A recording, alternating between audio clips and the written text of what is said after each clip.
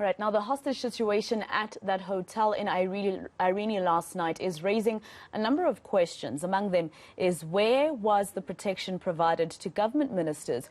War veterans prevented 2 ministers and a deputy minister from leaving a meeting. Let's discuss this with DefenceWeb editor Guy Martin, who joins us now live. Mr. Martin, thank you very much for your time. Now, were we ready? Did police respond correctly yesterday, or South Africa really isn't ready for things like this? I mean, we didn't expect that ministers could be held hostage for that long. They have protection, the protection unit that is supposed to be with them at all times. Yes, that is true, but I don't think it's correct to be blaming the minister's security detail. I think ultimately the ministers are actually to blame for indulging the group and in agreeing to meet with the veterans after they already broke into the Luthuli house. As you may remember, they've been camping outside Luthuli house for a few days this week, and there was a security breach there. So I think there were signs that things could get out of hand, and to blame the security detail, I think, is a little bit unfair. So who then do we blame for things such as this? I mean, a lot of South Africans last night were probably thinking, oh goodness, this country is really going to the dogs, maybe using that term. So who do we blame? Where was crime intelligence, for instance, to make sure that what happened during the course of the week outside Luthuli House and the breaching of that security, gave them some clues as to who they needed to protect from there on?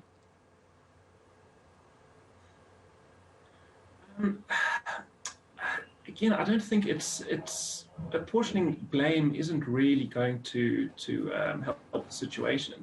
Like I said, I think that the ministers they could have seen what was coming, and they could have seen the sort of type of people that they were dealing with and the response that they might get, and also the fact that the deputy president is head of the military veterans task team.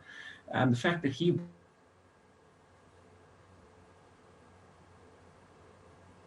wasn't there, be a bit of a. All right, it seems we've lost connection to you, Mr. Guy. Half thought out beat. We're having a little bit of a problem with connection to you at the moment, and I'm hoping that we could still continue with this conversation. Let's just try again with what you were explaining in terms of the fact that there really is nobody to blame, except that the ministers should have been careful in terms of indulging the people who held them hostage.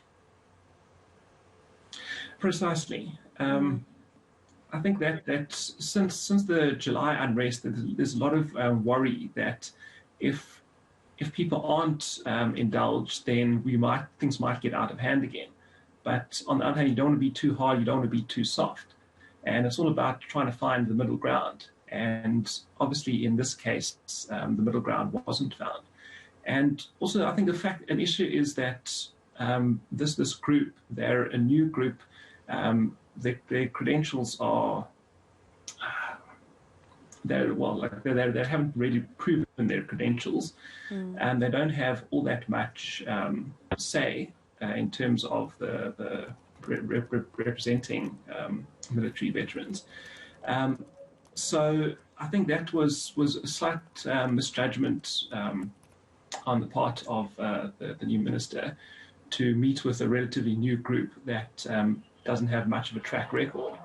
And if it pulls stunts like this, I mean, it's taking away credibility from all other military veterans.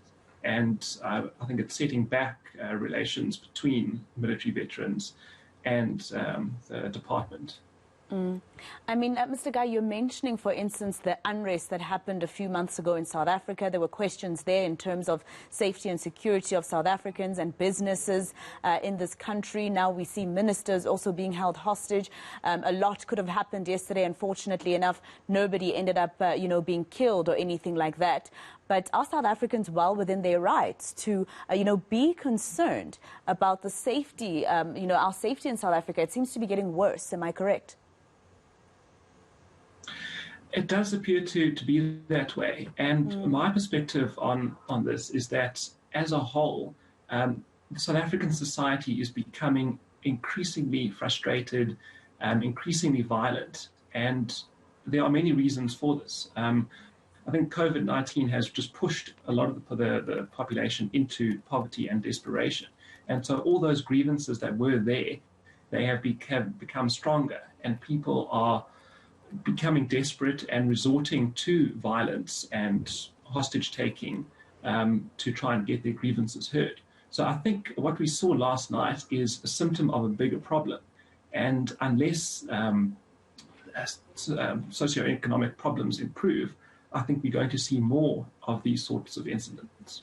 And I mean, there's also another incident that happened this week in the Eastern Cape, where we saw some foreign nationals, taking the law into their own hands. We saw violent scenes there as well. So, it's not only South Africans that are frustrated with this country, it's everybody who lives in it. And now people think they can just take the law into their own hands. Yes, unfortunately, I don't see the situation getting any better. The response after the July unrest has been quite abysmal, to be honest. It doesn't appear that the government is taking this seriously. And unless things change rapidly, we're going to see, I predict another bout of unrest. I think it's just a matter of time. Unemployment is getting worse. All the causal factors are still there. And if they're not addressed, it's not unreasonable to expect that we're going to see more violence, more riots, and people taking the law into their own hands, because there's a major lack of trust in the government, and the government is struggling to maintain a law and order. And at the moment, Mr. Guy, you and I have been speaking about situations that have happened within the country. But now all of these holes that are showing, or these gaps that are showing in terms of our state security and our policing, does that not also put the country in danger of, for instance, issues such as, people coming into the country and them holding important people or people of prominence, ministers, presidents, hostage? Isn't that also likely to happen if government doesn't start taking this seriously?